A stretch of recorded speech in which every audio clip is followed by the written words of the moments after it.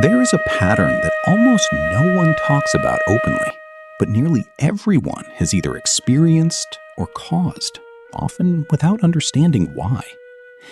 It begins with something that feels like connection, real connection, the kind where conversations go late into the night, where someone seems genuinely interested in who you are, where there is a warmth that makes you think, finally, this person is different. And for a while, they are. They show up. They reach out. They seem present in a way that feels rare. And then, almost imperceptibly, something shifts. Not dramatically, not with a fight or an explanation, just a quiet pulling away. The messages come slower. The energy feels thinner. The same person who once seemed so drawn to you now seems somewhere else entirely. And the strangest part is that nothing happened. No conflict, no misunderstanding, no reason you can point to. The only thing that changed was that things were going well. This is what makes it so confusing. Most people assume that distance follows hurt, that people withdraw when something goes wrong. But there exists a very specific kind of person for whom the opposite is true. They pull away precisely when things start to feel right, when connection deepens, when someone begins to feel genuinely close. And understanding why this happens requires going somewhere most people don't think to look.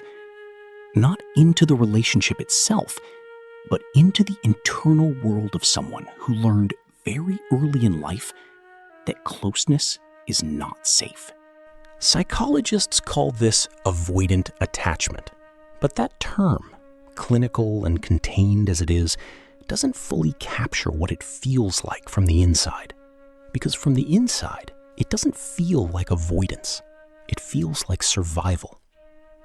Think about what it means to grow up in an environment where emotional closeness consistently led to something painful. Not necessarily trauma in the dramatic sense, but something more subtle. A parent who was warm one day and withdrawn the next. A caregiver who was physically present but emotionally unavailable. A home where love felt conditional, where showing need led to rejection, where getting too close meant getting hurt. In these environments, the nervous system learns something it never forgets. Closeness equals risk. And so, in the absence of a safer lesson, the mind makes an adaptation. It begins to prefer distance. Not consciously, not deliberately, but as a default. Distance becomes the space where a person can feel themselves without the anxiety of wondering if they are too much or not enough, or one wrong moment away from losing someone they allowed themselves to need. This adaptation, at first, is genuinely protective. It works. It keeps the pain at a manageable distance. But the problem is that it doesn't stay in childhood. It travels forward. It shows up in adult relationships, dressed in behavior that looks, from the outside, like indifference, or coldness, or inconsistency. And the person on the receiving end, who only experienced the warmth before the withdrawal, is left trying to understand what they did wrong. The answer, in most cases, is nothing. What actually happened is this. The moment the connection became real enough to matter, the moment it crossed from interesting to important, something in that person's nervous system registered a threat. Not a logical threat, not a conscious one, but a deeply conditioned signal that said, this is the part where things go wrong. This is the part where you get hurt. And the response to that signal is always the same.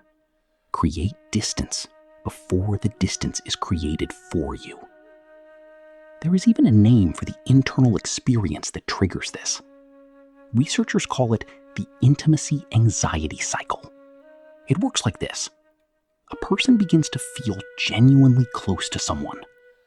And instead of that closeness producing comfort, it produces a quiet but persistent anxiety, an unease that they cannot always explain and rarely admit, even to themselves. And the only relief from that anxiety is space. Physical space, emotional space, conversational space. So they create it, often without realizing why. And from the outside, what this looks like is someone losing interest, going cold, pulling away for no apparent reason. But from the inside, it is not disinterest. It is overwhelm wearing the mask of disinterest. It is fear looking like distance. It is someone protecting themselves from something they genuinely want, but cannot allow themselves to have without feeling the ground shift beneath them. Now, here's what makes this even more layered. Because people who do this are often not aware they are doing it. They don't sit down and decide to withdraw. They simply start feeling restless, slightly suffocated, though nothing confining has happened, vaguely irritable, though nothing irritating has occurred. The person in front of them hasn't changed, but somehow they feel different about them, less interested, more eager for space. And they follow that feeling without examining where it actually came from. Some will tell themselves the connection wasn't that deep after all. Some will start noticing flaws they didn't notice before. Not because the flaws are new, but because looking for them is a way to justify a distance they've already begun to feel. The mind is remarkably creative when it needs to protect itself. It will construct reasons. It will reframe warmth as neediness, closeness as clinginess, depth as pressure. Anything to make the pulling away feel rational rather than reflexive. And the person being withdrawn from, the one who thought everything was going well, is left with a confusion that is particularly difficult to sit with, because there is no clear explanation to metabolize, no conflict to resolve. Just the sudden cold where there was once warmth, and the helpless question of why. But to understand this fully, we need to go a little deeper. Because not everyone who pulls away when things get close is operating from the same place. Psychologists who study attachment have identified a few distinct patterns, and understanding the difference between them matters. The first is what's called the dismissive-avoidant pattern. These are people who have learned to function entirely through self-reliance. They are often high-achieving, emotionally contained, and genuinely confused when others describe them as distant.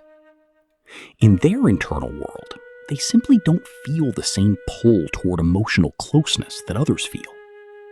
They value independence to the degree that interdependence, even healthy interdependence, registers as a kind of loss of self.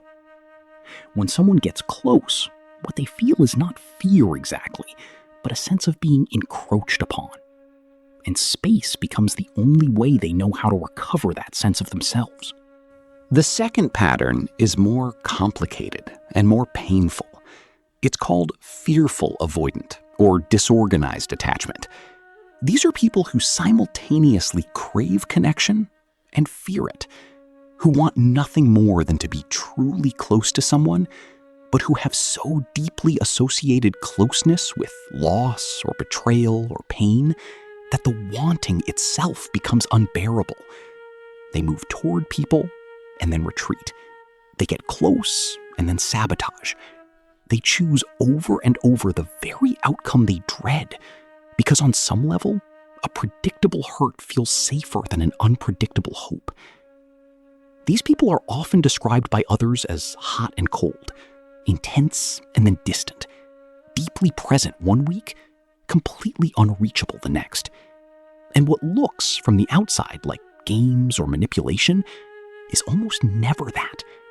It is someone being pulled in two directions simultaneously, unable to trust the connection they're standing in, unable to stop wanting it either. And then there is a third pattern, that doesn't fit neatly into either category, but that many people recognize in themselves. It is not rooted in early attachment wounds in the same direct way. It is rooted in accumulated disappointment, in a series of relationships where openness led to regret, where showing someone who you are resulted in them using it against you, or leaving with it, or simply not caring. Over time, this person builds a quiet but firm internal rule. Don't let people in. Not all the way. Keep something back. And when someone gets close enough to threaten that rule, the withdrawal begins. Not from childhood conditioning exactly, but from a wisdom that hardened into armor. All three of these patterns have one thing in common. The distance is not indifference. It is protection from something real, something learned, something that at one point in their life was genuinely necessary. Now, there is something that rarely gets acknowledged in conversations about this pattern, and it is this. The experience of pulling away is also painful for the person doing it, because many of these individuals can see what is happening. They can feel the connection slipping through their hands, and some part of them wants to hold it. They genuinely care about the person they are withdrawing from. They are not unfeeling. They are often, if anything, feeling too much, just in a direction that doesn't look like care from the outside. There is a specific kind of grief that comes with this pattern. A grief for what you couldn't let yourself have. For the person you watched yourself push away without being able to stop. For the version of yourself that wanted to stay but didn't know how. That grief is real. It is often carried quietly, long after the connection has ended, because there is nowhere socially acceptable to put the sadness of having lost something you sabotaged yourself. This is part of why understanding this pattern matters not just for the people who experience it from those who do it, but for the people who do it themselves. Because self-awareness, when it finally arrives, doesn't feel like a comfortable thing. It feels like being handed a mirror you weren't ready for. And what you see in it is not a bad person. It is a person who was never given the tools to stay. So, what actually helps? What changes this pattern, either in yourself or in how you navigate it in someone else? The first thing is the hardest. It requires slowing down at the exact moment when every instinct says to speed up the exit.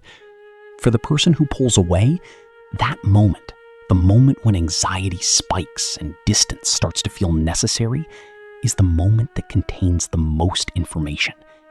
If you can pause there, just briefly, and ask what is actually happening in your body right now, not what story your mind is constructing, but what is physically present, the tightness, the restlessness, the urge to check out, you create a small gap between the impulse and the action. And in that gap, choice becomes possible. This is not a simple thing. For people whose nervous systems have been running this program for decades, the pause itself is an act of enormous courage, because it means staying present with an anxiety that every fiber of your conditioning is telling you to escape. It means tolerating uncertainty instead of collapsing it with distance.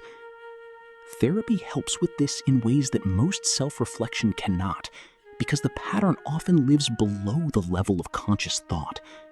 Approaches like somatic work, internal family systems, or attachment-focused therapy can help a person locate where in their body the fear lives and begin to build a new relationship with it. Not to eliminate it, but to understand it, to hear what it is actually afraid of, and to slowly, carefully show it that the current moment is not the past. For the person on the other side, the one who has watched someone they care about go cold, the most counterintuitive advice is this: don't chase. Not because you don't matter, but because chasing, however natural it feels, often confirms the very thing the avoidant person fears. that closeness becomes pressure, that love comes with demands they cannot meet. The most powerful response when someone pulls back is to remain steady. Not cold in return, not absent, but present without urgency. Available without insisting. This is not the same as accepting mistreatment. It is not the same as indefinitely waiting for someone who will never show up. There is a necessary honesty in recognizing when a pattern is too entrenched, when someone is not yet at a place in their own understanding where a relationship can be mutual. Sometimes, the most loving thing is to release the connection cleanly, not out of anger, but out of clarity. Because staying indefinitely in the hope that someone will change is not love. It is anxiety with a different name. But here is what stays true, even in the most complicated versions of this pattern. People are not fixed. The nervous system is not a sentence. The research on attachment is clear on this. What is learned in relationship can be unlearned in relationship. Secure attachment, which many people assume is either something you were born with or not, can actually be developed. Not easily and not quickly, but genuinely. It develops in relationships with a therapist, a patient partner, a consistent friend, where the feared outcome keeps not happening, where closeness is offered and nothing terrible follows, where someone's presence doesn't turn into pressure, where being known doesn't lead to being left. Each of those experiences, repeated over time, begins to write a new instruction into the nervous system, one that says, perhaps tentatively at first, that this time might be different, that closeness does not have to mean pain, that staying is a possibility you are allowed to try. And for people who have spent years believing, on some level, that they are simply not built for deep connection, that realization is not a small thing. It is the beginning of an entirely different relationship with themselves. So the next time you watch someone pull away just as things were getting real, or the next time you feel yourself doing it, bring a different kind of attention to it. Not judgment, not the familiar confusion, but genuine curiosity about what is actually happening beneath the surface. Because the withdrawal is never just the withdrawal. It is a message from a part of someone that hasn't yet been shown it is safe to stay. And sometimes, the most important thing you can offer to another person or to yourself is not the perfect response, but a steadiness that makes safety feel, for the first time in a long time, like something real.